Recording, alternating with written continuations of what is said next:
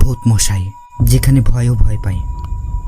ভূতমশাই চ্যানেলে আমরা আপনাদের নিয়ে যাই অজানা রহস্যময় আর ভয়ঙ্কর এক ভৌতিক জগতে। আমি মেহেদি এবং আমি আপনাদের জন্য তুলে ধরব সেই সব গল্প যা শুনে আপনারা শিউরে উঠবেন। প্রাচীনকালের লোককাহিনী থেকে শুরু করে আধুনিক ভূতের গল্প সব কিছুই আমরা তুলে ধরব আপনাদের সামনে। তাহলে আর অপেক্ষা কিসের? আলো নিভিয়ে বসুন, কানে হেডফোন লাগান এবং ডুব দিন ভৌতিক অভিজ্ঞতার এক অদ্ভুত জগতে। ভূতমশাই চ্যানেলে আজই সাবস্ক্রাইব করুন এবং নতুন নতুন গল্পের নোটিফিকেশন পেতে বেল আইকন চাপুন। মনে রাখবেন, ভূতমশাই, যেখানে ভয়ও ভয় পায়। তো চলুন শুরু করছি আজকের গল্প। অভিশপ্ত নিঃশ্বাস। লিখেছেন মেহেদি হাসান সোহাগ। আমি নিজেই। রাত গভীর থেকে গভীরত হচ্ছিল, কিন্তু রাজীবের মনে সময়ের কোনো বোধ ছিল না। সে যেন অন্য এক জগতে প্রবেশ করেছে। সেই জগৎ ছিল অন্ধকার, ভয়ের গন্ধে আচ্ছন্ন। তার সামনে ছিল প্রাচীন সেই কবর, আর চারপাশে ছায়ারা যেন তাকে ধীরে ধীরে পেঁচিয়ে ধরছিল। বাতাস ভারী হয়ে আসছিল, শ্বাস নিতে কষ্ট হচ্ছিল। তার মনে হচ্ছিল এই অন্ধকারের গভীরে আরও কিছু লুকানো আছে, যার কাছে সে ধীরে ধীরে পৌঁছে যাচ্ছে। রাজীব কোনো না ভাবে নিজেকে সামনে নিয়ে কবরের দিকে তাকালো। মাটি ফেটে বেরিয়ে আসা শিকড়ের মতো ছায়ারা তার দিকে দিয়ে আসছিল। সে নিজের শরীর শক্ত করে রাখলো, কিন্তু তার ভেতরের ভয় আর কৌতূহলের লড়াই তীব্র হয়ে উঠছিল। হঠাৎ তার চোখ কবরের উপর খোদাই করা নামটাকে আটকে গেল। মালতী 1935। এই নাম যেন তাকে কিছু বলতে চাচ্ছে। রাজীব কবরের চারপাশে ভালো করে দেখতে লাগলো। মাটির নিচে কেমন যেন একটা স্পন্দন, অদ্ভুত এক গুঞ্জন তাকে ঘিরে ফেলেছিল। সে বুঝতে পেরেছে এখানে শুধুমাত্র মালতীর মৃত্যু নয়, আরও কিছুর গভীর ইতিহাস জড়িয়ে আছে। কিন্তু কি?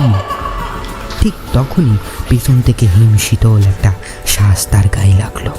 রাজীবের শরীর ঠান্ডা হয়ে গেল। সে ধীরে ধীরে পেছনে ফিরে তাকালো। ছায়ার মধ্যে থেকে বেরিয়ে এলো একটি অবয়ব, নারীর অবয়ব, যাকে সে আগে দেখেছিল ছবিতে। কিন্তু এবার তার মুখ ছিল আরও স্পষ্ট, আরও ভয়ানক। সেই হাসি, সেই চোখ যা সরাসরি রাজীবের দিকে তাকিয়েছিল। তুমি এসেছো আমার মুক্তির জন্য?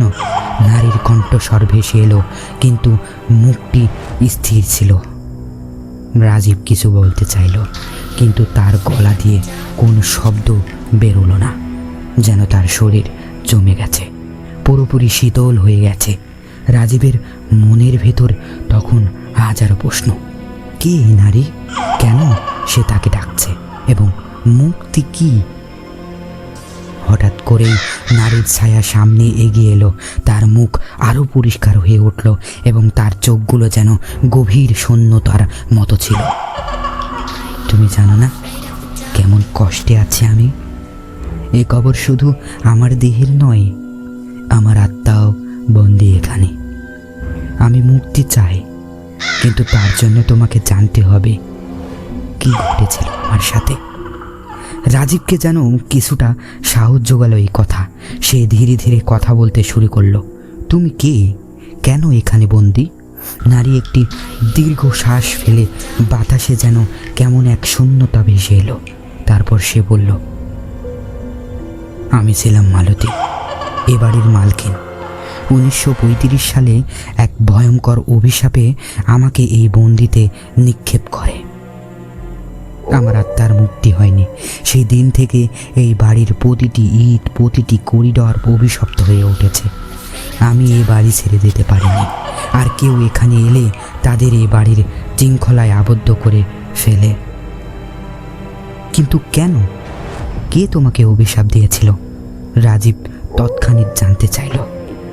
মালতীর ছায়া ধীরে ধীরে রাজীবের চারপাশে ঘুরে ঘুরে কথা বলতে লাগলো। এটা ছিল প্রতিশোধ, ভালোবাসার প্রতিশোধ। একজন পুরুষ যে আমার প্রেমিক ছিল, আমাকে বিশ্বাসঘাতকতার শিকার বানিয়েছিল। সে একজন কালো জাদুকর ছিল এবং তারই কারণে আমার জীবন শেষ হয়। সে আমাকে হত্যা করে কিন্তু আমার আত্মাতে অভিশপ্ত করে যায় যাতে আমি কখনো মুক্তি না পাই। এই কবর, এই বাড়ির সব কিছুই তার কালো জাদুর ফাঁদ, আর তুমি এখানে এসে তার সেই খেলার অংশ হয়ে গেছো। রাজীব শুনে স্তব্ধ হয়ে গেল। সে বুঝতে পারল শাওনের মতোই সে এই অভিশাপের শিকার হতে চলেছে, কিন্তু সে সহজে হার মানতে রাজি নয়। সে শক্ত হয়ে দাঁড়ালো। আমি তোমাকে মুক্ত করব, কিন্তু আমাকে বলো কিভাবে। মালতী একটু থামল, তারপর ধীরে ধীরে বলল, মুক্তির জন্য তার জাদু ভাঙতে হবে। এ বাড়ির নিচে একটি গোপন ঘর আছে যেখানে তার জাদুর সরঞ্জামগুলো লুকানো আছে। সেগুলোর ধ্বংস না করা পর্যন্ত আমি মুক্তি পাবো না। কিন্তু সাবধান, সে এখনও তোমাকে আটকে রাখার জন্য তার ছায়া প্রেরণ করবে। রাজীব সাহস করে বলল, আমি কিভাবে এই ঘরটি খুঁজে পাবো? মালতীর ছায়া হালকা এক হাসি হেসে বলল, তুমি তো ইতিমধ্যে এক ধাপ এগিয়ে এসেছো। তোমার সামনে যে দরজা, তার নিচেই লুকিয়ে আছে আমার মুক্তির চাবিকাঠি। রাজীব ধীরে ধীরে সেই দরজার দিকে এগিয়ে গেল। দরজার হাতলটি ঠান্ডা ছিল, যেন বহুদিন অব্যাহত।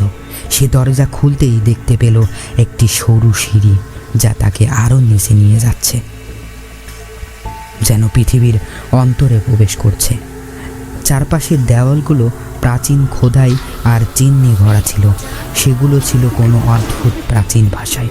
নিচে নেমে রাজীব পৌঁছালো এক ছোট্ট ঘরে। ঘরটির মাঝখানে একটি বেদি ছিল, যার উপর কিছু কালো পাথরের সরঞ্জাম ছড়িয়ে দিল। বেদির পাশে একটি পুরনো ধূলিধূসর বই। বইটির পাতা উল্টাতেই রাজীবের শরীর দিয়ে শীতল একটা হাওয়া বয়ে গেল। বইটির প্রতিটি পাতা ছিল জাদুবিদ্যার বিভিন্ন প্রতীক ও মন্ত্রে ভরা। রাজীব দ্রুত সেই সরঞ্জাম একত্র করে ভাঙতে শুরু করলো, কিন্তু ঠিক তখনই ঘরের ভেতর ছায়াগুলো আরও দ্রুততার সাথে চলতে লাগলো। চারিদিকে যেন মৃত্যুর গন্ধ ছড়িয়ে পড়ল। রাজীব বুঝতে পারল সময় ফুরিয়ে আসছে। সে দ্রুততার সাথে শেষ মন্ত্র পড়ল এবং সেই জাদু সরঞ্জামগুলো পাথরের বেদিতে আঘাত করে ভেঙে দিল। ঠিক তখনই পুরো ঘরটি কেঁপে উঠল। মাটির নিচ থেকে এক ভয়ানক গর্জন শোনা গেল, যেন ভূগর্ভ থেকে কিছু বিশাল কিছু উঠে আসতে চাইছে। রাজীব ছুটে বেরিয়ে এলো সেই সিঁড়ি বেয়ে উপরে। বাড়ির ভেতরে দরজাগুলো কেঁপে উঠছিল, যেন ঘরটি ধ্বংস হয়ে যাচ্ছে। মালতীর ছায়া ধীরে ধীরে মিলিয়ে যেতে থাকলো। তার মুখে এক প্রশান্তির ছাপ ফুটে উঠল, কিন্তু তার চোখে ছিল এখনো এক টুকরো অজানা রহস্য। তুমি আমাকে মুক্তি করেছ, কিন্তু অভিশাপ এখনো শেষ হয়নি। মালতী বলল, এই বাড়িতে আরও কিছু আছে যা তোমাকে জানতে হবে, তা না হলে এই অভিশাপ চিরকাল থাকবে। গল্পের এই মুহূর্তে রহস্য আরও গভীর হয়ে যায়। রাজীব কি সত্যিই অভিশাপের শেষ রহস্য উদ্ঘাটন করতে পারবে, নাকি তার জন্য অপেক্ষা করছে আরও ভয়ানক কিছু? পরবর্তী পর্বে প্রকাশিত হবে অভিশপ্ত নিঃশ্বাসের ৪র্থ অধ্যায়। এই ছিল আজকের পর্ব। আজকের পর্ব এখানে শেষ করছি। আশা করি আপনাদের ভালো লেগেছে গল্পটি। আপনাদের অভিজ্ঞতা কেমন লাগলো কমেন্টে জানাতে ভুলবেন না। আপনারা অনেকেই দেখেন কিন্তু কমেন্ট করেন না, তাই অনুগ্রহ করে কমেন্ট করবেন, যাতে করে আমি উৎসাহিত পাই। নতুন ভয়ঙ্কর গল্প নিয়ে আমরা আবারও ফিরব। ততক্ষণে পর্যন্ত সবাই আমাদের সাথে থাকুন। চ্যানেলটি সাবস্ক্রাইব করতে ভুলবেন না, আর নোটিফিকেশন বেলটি অন করে রাখুন, যেন একটাও গল্প মিস না হয়। ধন্যবাদ ভূতমশাইয়ের সাথে থাকার জন্য। অন্ধকারে দেখা হবে আবারও। সর্বদা সতর্ক থাকুন, কারণ ভূত কখনোই দূরে থাকে না। আর মনে রাখবেন, ভূতমশাই যেখানে ভয় ও ভয় পায়, যেখানে ভয় ও ভয় পায়, যেখানে ভয় ও ভয় পায়, যেখানে ভয় ও ভয় পায়।